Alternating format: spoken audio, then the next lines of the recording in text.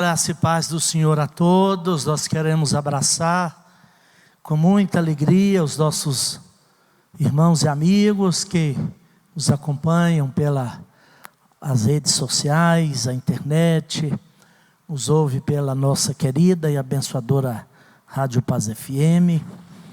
Nesse momento, louvar a Deus pela vida do pastor Eliseu Lima, que fez o devocional aqui, a irmã Elza e sua equipe, todo nosso aparato técnico aqui que nos assessora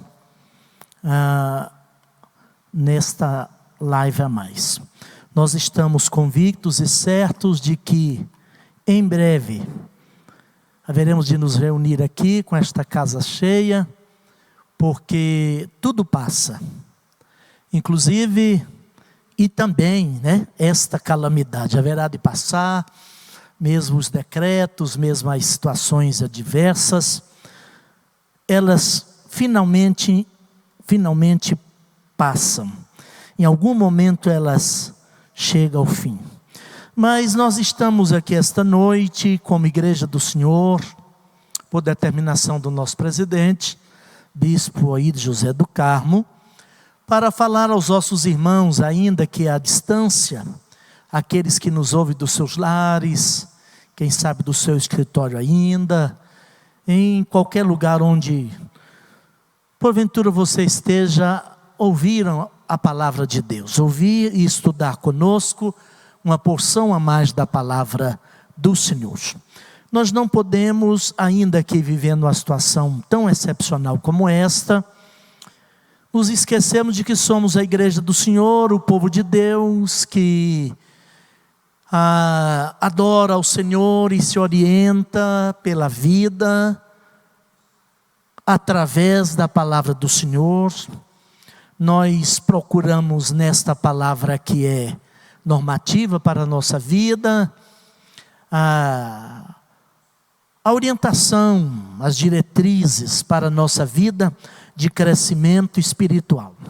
Eu gostaria de tomar uma porção da palavra de Deus esta noite, constante da narrativa do Evangelho segundo escreveu São Mateus, aquele que outrora era um funcionário, antes de ser apóstolo, fora um funcionário público, tinha por nome Levi, mas que um dia na cidade de Cafarnaum, Jesus passando em frente à coletoria, à alfândega, onde ele prestava serviço ao Império Romano, Jesus o chamou, e ele prontamente atendeu o convite, o chamado do Senhor, e tornou-se então o apóstolo Mateus, e escreveu-nos este evangelho, no capítulo 25, eu quero tomar aqui, dos versículos 1 ao versículo de número 10, para a gente estar pensando sobre a seguinte ideia, numa conversa bem amistosa, porém, biblicamente fundamentada, eu espero, sobre a seguinte ideia: antes que a porta se feche. Antes que a porta se feche, ou se feche. Diz-nos assim: então o reino dos céus será semelhante a 10 virgens, que tomando as suas lâmpadas saíram ao encontro do esposo. E 5 delas eram prudentes e 5 delas insensatas. Outra versão vai dizer loucas. As loucas, tomando as suas lâmpadas, não levaram azeite consigo, mas as prudentes levaram azeite em suas vasilhas, com as suas lâmpadas. E tardando o esposo, tosquenejaram todas e adormeceram. Mas à meia-noite ouviu-se um clamor: aí vem o esposo, sai-lhe ao encontro. Então todas aquelas virgens se levantaram e prepararam as suas lâmpadas. E as loucas disseram às prudentes: dai-nos do vosso azeite, porque as nossas lâmpadas se apagam. As prudentes responderam dizendo: não seja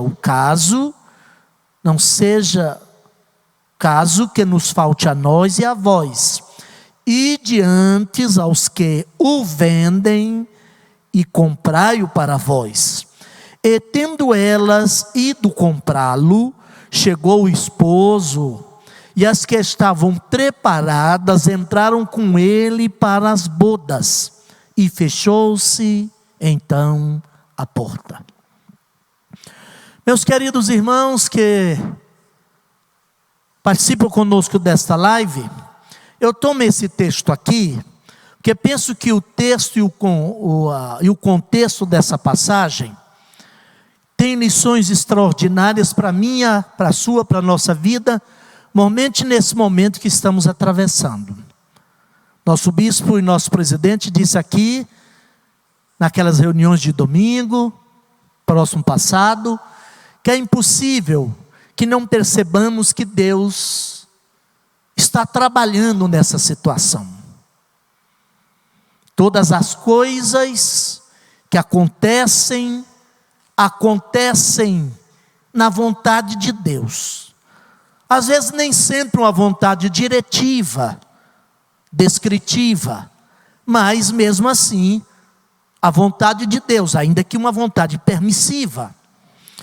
E eu achei interessante quando ele disse que essa situação vivida por grande parte desse planeta, se não todo esse planeta Terra, nivelou-nos a todos, ricos e pobres, sábios e ignorantes, ateus e credos, ou crédulos, e de tal forma que a gente percebe, como igreja do Senhor, que há um agir de Deus nesse momento. Penso também, ainda nessas minhas primeiras palavras, que não seria coerente assumirmos uma postura ou uma maneira de interpretação das Escrituras, levando em consideração, num primeiro momento, o que acontece à nossa volta. Não é as coisas que acontecem no mundo que determinam o que a palavra de Deus diz, mas como servos do Senhor, igreja de Cristo, especialmente nós que afirmamos por confissão de fé, que as Escrituras é a palavra suficiente, inerrante, normativa, autoritativa de Deus, que é a palavra do Senhor que avalia as questões, os fatos e as situações ocorridas, e não é, ou não são os fatos ocorridos que determinam o que ela diz. Mas nós precisamos entender que as Escrituras, especialmente a porção profética e escatológica das Escrituras, certamente estão se cumprindo. E eu tomo esse texto aqui para que a gente consiga perceber o que o Espírito de Deus está falando conosco, através desse texto, especialmente aqui esta noite, no que concerne aquela percepção espiritual, quanto aos acontecimentos dos nossos tempos, e o que fazer, o que efetivamente precisamos fazer, antes que as oportunidades que Deus nos dá, passem, terminem. É claro que esse texto aqui, é uma parábola que Jesus contou, logo após o pequeno apocalipse de Mateus 24, que foi suscitado por algumas perguntas, 3 perguntas, para ser mais exato, que os apóstolos fizeram a Jesus. Jesus está com seus discípulos e apóstolos saindo do templo, pois que da sinagoga ele já fora expulso algum tempo atrás, antes deste momento aqui. E agora os principais sacerdotes religiosos também expulsam-no do templo, e ele parece sair dali com um semblante um pouco entristecido, e os discípulos na tentativa, e os apóstolos melhor, na tentativa de animá-lo, diz a ele: olha aí que bonitas pedras, que suntuoso templo. E a gente sabe pela história, inclusive pela narrativa joanina, que Herodes levou 46 anos para embelezar aquele templo, revestido de mármore. Então Jesus diz a eles: olha, não ficará aqui pedra sobre pedra que não seja derribada. Aí eles fazem a pergunta: quando serão essas coisas? Que sinais haverá da sua vinda e do fim do mundo? Terminado o pequeno Apocalipse de Mateus 24, Jesus introduz essa parábola. Eu sei perfeitamente que a lição principal dessa parábola é a necessidade da permanente vigilância. E vigilância aqui tem a ver com a percepção, com a capacidade de discernir, de fazer uma leitura a partir de toda a consciência cristã que o Evangelho gera em nós, nos deu, por meio do Espírito Santo que habita cada um de nós e a igreja do Senhor. Mas, não obstante o propósito desta parábola, como eu já disse, de ser chamar a atenção para a necessidade da constante vigilância, quero tomá-la aqui esta noite para pensarmos e refletirmos um pouco sobre as oportunidades que tantas vezes ao longo da vida, mesmo nas adversidades e circunstâncias não favoráveis, nós recebemos da parte de Deus e que atitudes devemos ter diante delas.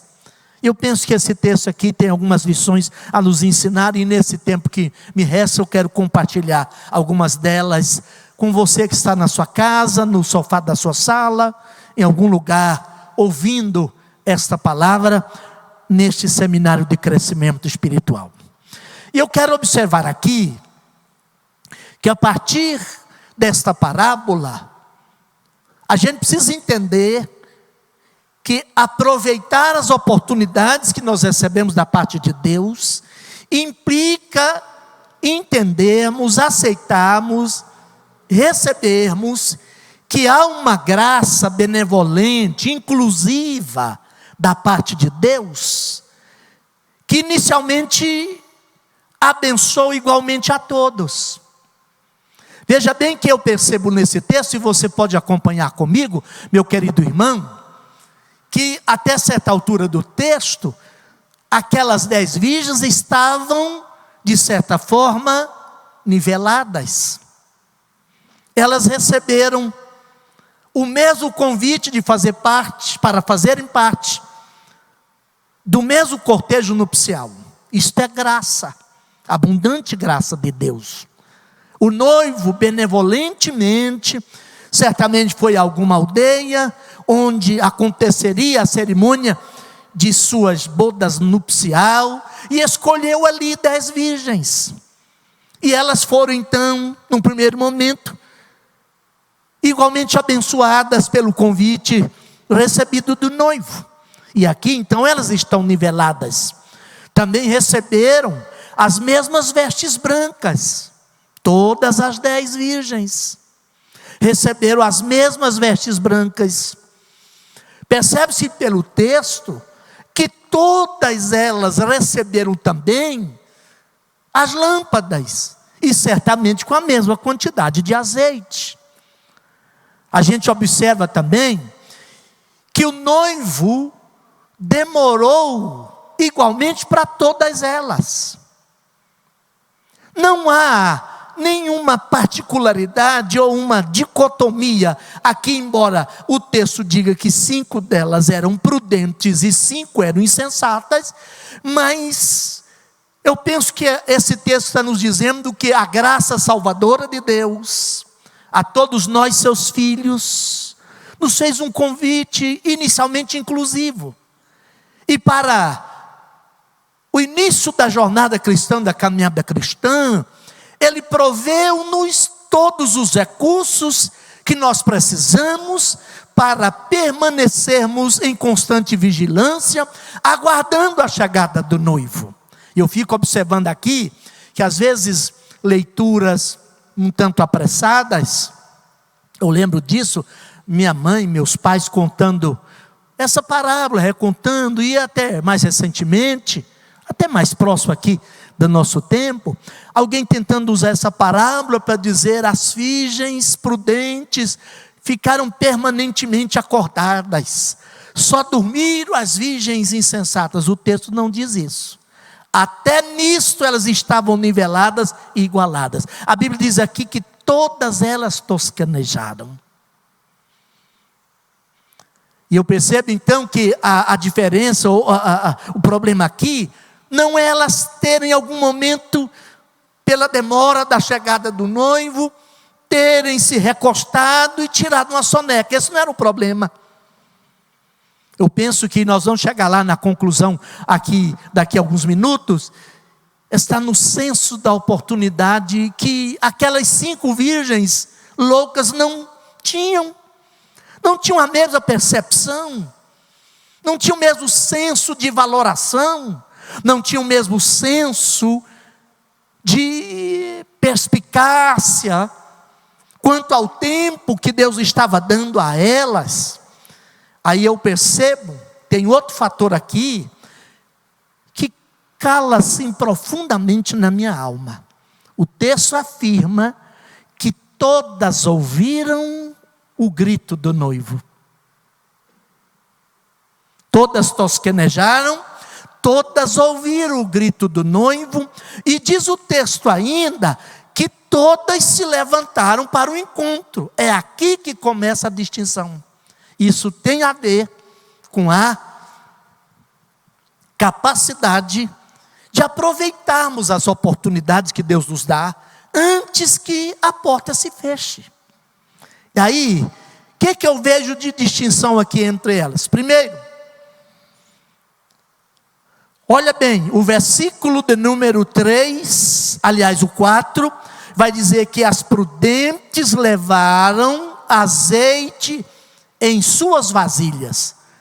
Está dito, e pelo texto e contexto como eu iniciei falando, que pressupõe que as virgens prudentes, começo a distinguir aqui, por causa desse senso de aproveitamento das oportunidades que Deus dava, elas foram antecipadamente onde se vendia azeite, e além daquele azeite bondosa e benevolentemente recebido das boas mãos do noivo, elas foram e compraram mais, porque diz o texto que elas levaram azeite nas suas vasilhas. E lá no final do texto que nós lemos, lá pelo versículo 8 e 9, está dito que quando as insensatas, com a ideia de poder aproveitar do azeite das prudentes, pede a elas para repartir com elas o azeite, as prudentes dizem: ide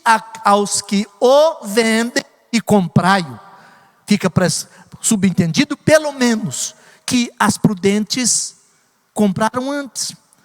E aqui eu vejo pelo menos 4 questões fundamentais, que eu preciso observar, você precisa observar, nesse sentido de aproveitar o tempo de Deus, as oportunidades de Deus, antes que a porta se feche. Um dia ela vai fechar.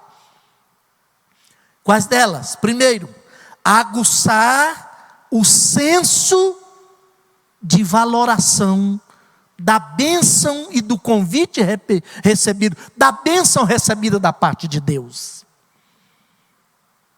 Eu penso que aquelas virgens loucas não se atentaram, não buscaram, não compraram mais azeite, porque elas perderam aquele senso de valoração, para dizer que honroso convite eu tenho.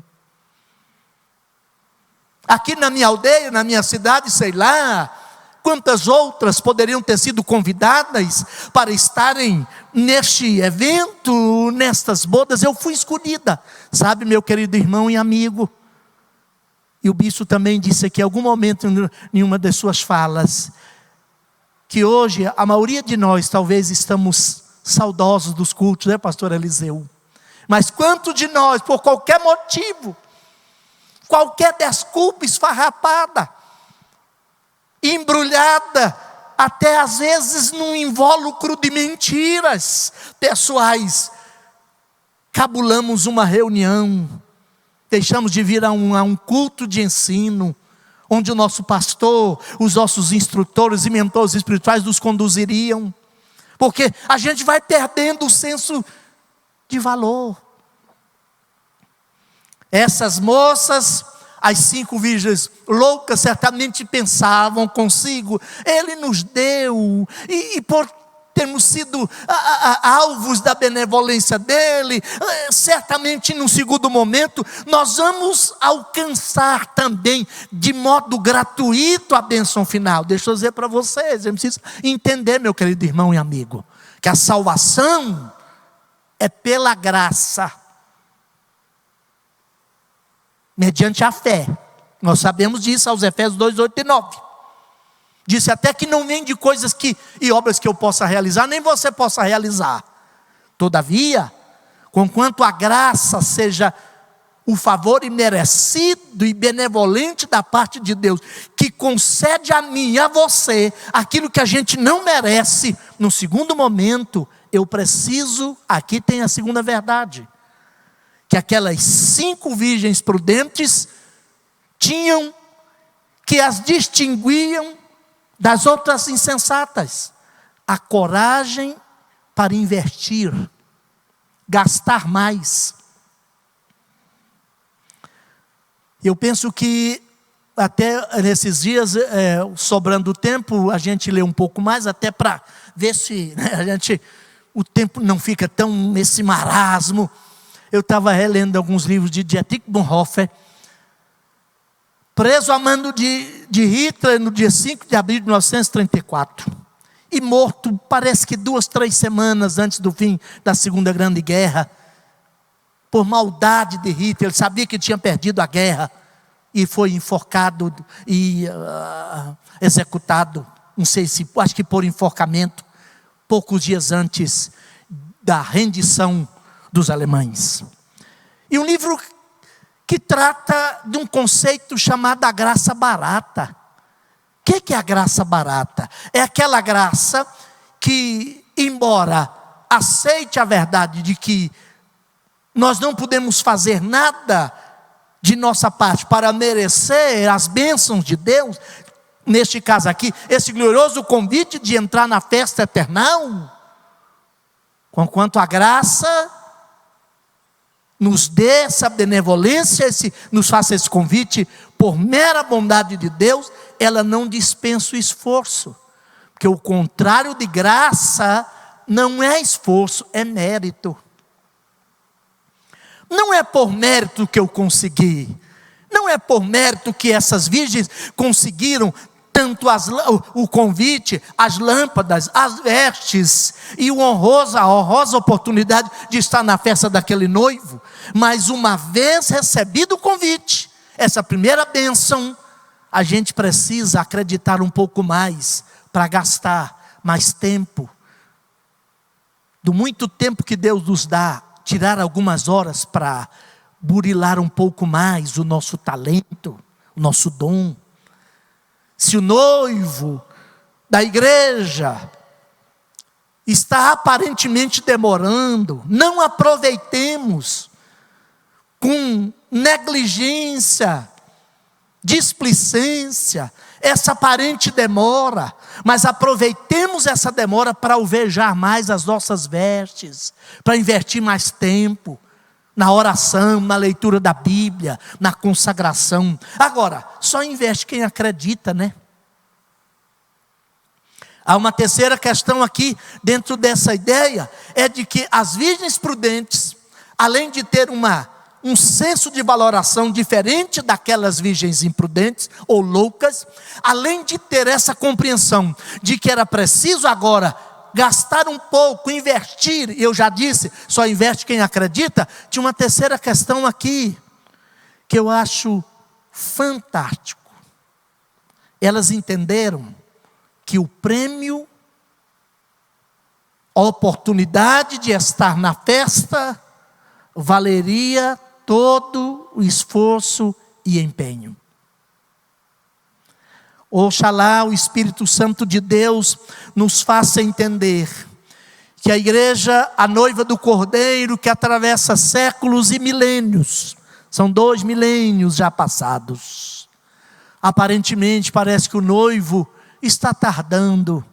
Não, ele está esperando que eu e você, como noiva, como igreja do Senhor, nos ataviemos melhor.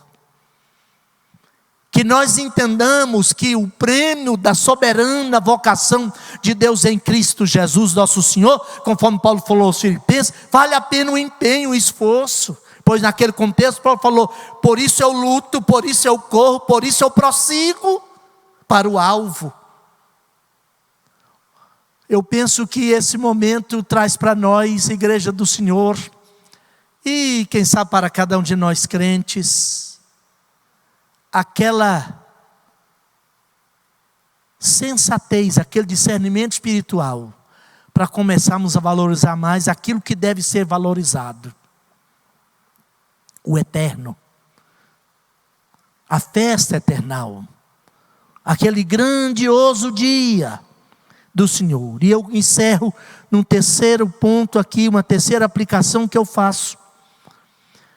Depois de a gente receber da parte de Deus essas bênçãos, aproveitar as oportunidades antes que a porta se feche, a gente precisa esperar, aguardar, com um senso também de determinação e persistência quanto ao propósito colimado, o propósito pretendido. Sem alvo a gente não chega a lugar nenhum. Vamos olhar no contexto amplo dessa parábola. Elas foram escolhidas e convidadas a participarem de um banquete. Penso que no primeiro momento todas elas com muita alegria e intensa satisfação aceitaram, receberam aquelas dádivas, mas pela demora do noivo, quem sabe, nem todas permaneceram determinadas a chegar lá e nem persistiram no sentido de vencer obstáculos e quaisquer situações que porventura interviessem entre a partida e a efetiva chegada. E aí eu encerro com as seguintes palavras: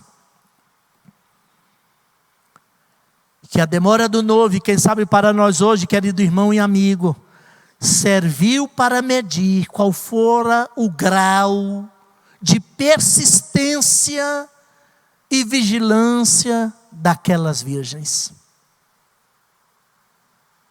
O texto diz o seguinte: tardando o noivo, todas tosquenejaram. E aquela demora serviu para medir qual era o grau de persistência, de determinação, de vontade de chegar à festa daquelas virgens.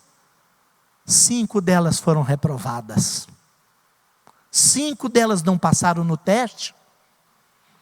Olha bem, a demora do noivo deve conduzir-nos a um maior preparo, e jamais a displicência, a negligência e a sonolência profunda no aspecto espiritual.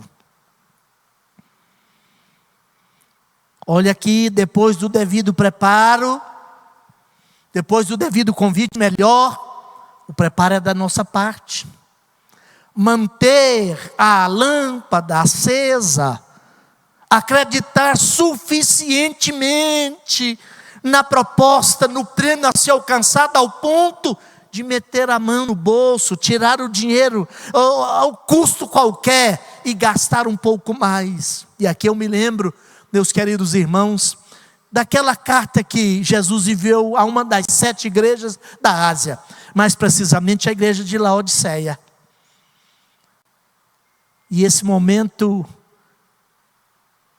trouxe para nós aquela percepção que mesmo que tivéssemos muito dinheiro, parece que ali não... E não há algo pior. E está lá, né, pastor? Apocalipse capítulo 3. aquela igreja tinha um alto conceito que não condizia com a verdade do que ela era.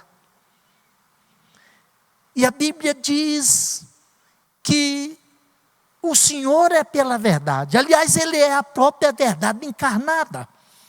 Penso até que antes de Jesus chegar à terra, ninguém conseguiu vislumbrar, pensar, elucubrar, decifrar, definir, conceituar a verdade.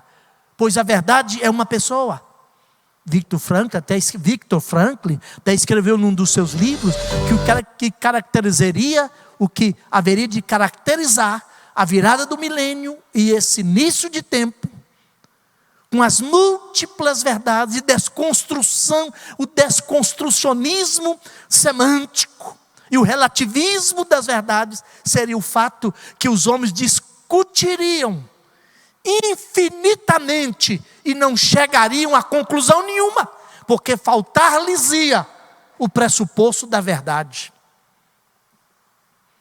Por isso que quando o Evangelho declara e afirma, diz que a verdade é uma pessoa. Jesus diz: eu sou o caminho, a verdade e a vida. Pilatos ficou sem resposta naquele dia lá diante de Jesus, porque ele não perguntou quem é a verdade, ele perguntou o que é a verdade. E eu penso que aí está essa confusão desse nosso mundo. E onde a verdade não tem seu lugar, evidentemente o que vai imperar é a mentira. Tem dito inclusive para alguns amigos por esse Brasil afora, nas redes, ou mesmo falando ao telefone, que eu penso que o nosso presidente não tem a devida noção das implicações ao reivindicar, ao evocar o João 8,32. Eu já disse isso aqui. E conhecereis a verdade vos libertará. Eu não sei se foi Zueni Ventura ou aquele elemento que escreveu a formação do povo brasileiro, me passou o nome dele aqui, escreveu um livro, Lanterna na Popa, falando do submundo da política brasileira. Esse sistema aí não suporta a verdade. Agora, penso que é o momento de Deus também. Se Ele sabe das implicações, a igreja do Senhor está orando, e Ele de fato for na alma, ainda que como homem, e como todo homem, passível de errar, e certamente tem errado, e ainda cometerá outros erros, como todos nós cometemos, porque homens, seres humanos, se Ele firmar-se nesse propósito, certamente nós teremos maiores perturbações ainda, porque a luz da verdade vai pervadir e penetrar porões escuros desta nação, e vai trazer muita coisa à tona, e vai perturbar, como está perturbando. Porque pastor Eliseu, naquele contexto de João 8,32, Jesus se dirige aos filhos de Abraão, fazendo essa analogia, essa comparação, dizendo: vós não sois filho de Abraão. Vós dizeis que sois filho de Abraão, mas na verdade sois filho do diabo. Porque eu estou convosco e vocês não aceitam a minha doutrina. E Jesus chega a dizer em certo momento: se não quiserdes abraçar a minha doutrina e o meu ensinamento, pelo menos creiam nas obras que eu faço. Pois não as faço por mim mesmo, as realizo da parte de Deus, do meu Pai. Mas eles preferiram fechar os olhos, porque contra a verdade não adianta argumentos, né?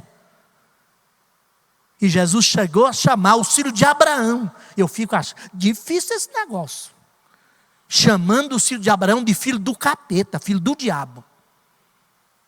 Lá no capítulo 8 do Evangelho de João. Então eu vejo aqui que nesse contexto todo, nessa aplicação que faço, trazendo aqui para maior e melhor elucidação o exemplo da igreja de Laodiceia, e curioso que Laodiceia, Laos é povo, no original grego, Diceia é vontade, a igreja da vontade popular. Está acontecendo muito isso? Esse vai nos trazer de volta E a verdade que eu encerro, que calou profundo em meu coração, pastor Eliseu e irmãos poucos aqui, você da sua casa, foi que a igreja não está chamada para fazer festa aquém da porta. A festa da igreja está além da porta. A igreja brasileira, como a igreja de Laodiceia, dizia de si: eu sou rica, não tenho falta, de nada tenho falta. Aí vem o dono da igreja, aquele que anda entre os 7 castiçais, e diz a ela: na verdade tu não sabes que tu és pobre, cega, miserável, e ainda e sobretudo está nua. E curioso que, tal qual nessa parábola, que nos conta que aquelas virgens receberam no momento, pela graça e de graça, todos os recursos para aguardar o noivo. No segundo momento elas teriam que invertir, acreditar mais, entender a grandeza do convite, a nobreza do prêmio. Elas não investiram. Jesus não falou para a igreja: fica tranquila, eu tenho para te dar ouro purificado, tenho muito colírio e vou mais uma vez, graciosa. Não, o texto diz: aconselho-te que de mim compres, tem custo. Então nós não podemos ser dessa teoria da graça barata. E o que mais identifica, caracteriza, de certa forma até define a graça barata, é uma graça que não conduz à obediência. Essas moças aqui, as virgens loucas, imaginaram: não, isso basta, é o bastante, nós já aceitamos o convite, estamos aí no decreto. E abriram mão desse esforço. Olha, meu querido amigo, irmão, você que nos assiste aí pela a nossa Rádio Paz, as redes sociais, pense bem nisto. Depois de receber o convite, o preparo e o investimento é da minha e da sua parte. E é preciso fazer isso sem desanimar. Olha aqui, eu fico olhando e pensando à luz desse texto aqui. Não há tragédia maior, meu querido irmão e amigo, do que ter sido alvo da graça abençoadora de Deus, como essas virgens loucas. Estarem até, de certa forma, visualmente identificadas como o cortejo nupcial do noivo, mas não ter a capacidade de fazer essas leituras pessoais, essas leituras interiores, nem a leitura do contexto. E não há tragédia maior, repito, do que ser alvo da graça de Deus, chegar às portas do céu e ter a alma vendida para o diabo. Não há tragédia maior do que esta. Eu encerro, pela terceira vez profiro essa palavra, dizendo que a igreja precisa entender que a festa preparada para a igreja do Senhor, a noiva do Cordeiro, não acontecerá aquém da porta. Ela vai acontecer além da porta. Só tem uma coisa, em termos de oportunidade, isso me perturbou em certo sentido, porque o versículo 10, a parte final vai dizer... Aliás, o versículo 10 como um todo: e elas saíram para comprar. As prudentes disseram: vocês não têm azeite hoje? Não é porque faltou-lhes a oportunidade de tê-lo. Não é porque não tiveram onde comprá-lo. Vocês não têm azeite hoje porque faltou para vocês esta consciência de que depois de receber de Deus, pela graça, o convite da salvação, eu tenho que continuar me preparando, alvejando as vestes, estar permanentemente pronto para a chegada do noivo. E a Bíblia diz que elas foram. E a questão com a qual eu encerro aqui é o seguinte: quando a gente não consegue entender essas verdades da palavra de Deus, nós vamos perdendo tempo e jogando fora as oportunidades que Deus nos dá. Escute o que eu vou dizer. Não vai adiantar fazer a coisa certa na hora errada. O que elas foram fazer era a coisa certa, mas a hora não era a hora certa. Tinha passado. E aqui no português, na nossa Bíblia em português, o verbo já é muito forte, porque está no pretérito perfeito. Terceira pessoa do singular. E fechou-se a porta. No texto original, nós temos 2 tempos verbais no texto original que corresponde ao nosso pretérito perfeito. É chamado aoristo regular e aoristo irregular. E nesse caso aqui, incide o tempo verbal do aoristo regular. E aí tem as Bíblias em paráfrase, a The Living Bible, a The Message e todas outras que até fazem isso. E diz lá, porque o verbo e o tempo verbal admite isso. E a porta fechou-se para nunca mais abrir. Então, meu irmão e amigo, vamos aproveitar da parte do Senhor esse tempo. Vamos fazer a leitura certa. O noivo está chegando. Eu não quero apenas ouvir o grito e o brado. Quando o brado e a trombeta tocar, eu quero estar pronto. E antes que a porta se feche, eu quero entrar para a festa eternal.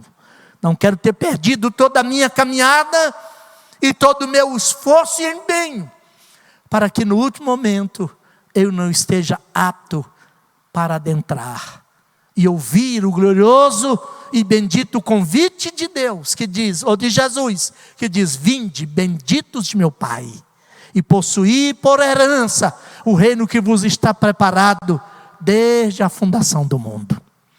Que você persista, que você prossiga, que nós prossigamos, e que a graça de Deus seja sobre cada um de nós. Eu quero que você ore comigo agora, onde você estiver, pensando nisto, refletindo nisto. Pai de graça e bondade, Senhor de infinita misericórdia, nós queremos mais uma vez aqui reconhecer diante de Ti, por confissão de fé, embasados no Evangelho da graça salvífica do Senhor Jesus, que nós chegamos à salvação, nós recebemos o chamado, nós entramos para a caravana da festa eternal, porque o Senhor bondosa e misericordiosamente nos alcançou. Por sua graça, Tu entregaste a cada um de nós os benefícios e a bênção que não merecíamos. E por Tua misericórdia, afastou de nós o castigo que era nosso, o castigo que merecíamos. Agora, Pai, nesses dias finais, eu creio que a Tua igreja está atravessando nessa terra. Que nós possamos aproveitar esse tempo para estar permanentemente alvejando nossas vestes, reabastecendo nossa lâmpada, gastando um pouco mais, investindo um pouco mais da nossa vida, do nosso tempo, dos nossos valores, dos nossos talentos, porque a festa vale, o prêmio compensa todo o esforço. Que nenhum de nós nos percamos com o barulho ensurdecedor dessa sociedade sem Deus, que em meio a tantas vozes e burburinhos que vêm sobre o mundo nesses dias conturbados, nos desvie e nos leve para longe do propósito.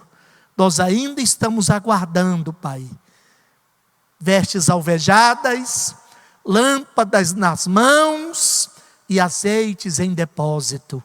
Porque o dia que o noivo chegar, nós queremos estar prontos e entrarmos para a festa que para o seu povo está para além da porta. Fica conosco, com cada filho teu, com cada membro desta igreja, cada família deste campo de trabalho. Continua abençoando o nosso presidente, Bispo Ides, a bispa Neuza, toda a sua família, guardando-nos de todos os males. E nesses tempos terríveis, nesses tempos de tanta absurdidade à nossa volta, nós nos escondamos no pavilhão do Senhor e nos sintamos protegidos pelo sangue da cruz. Fica conosco que eu oro em nome de Jesus. Amém.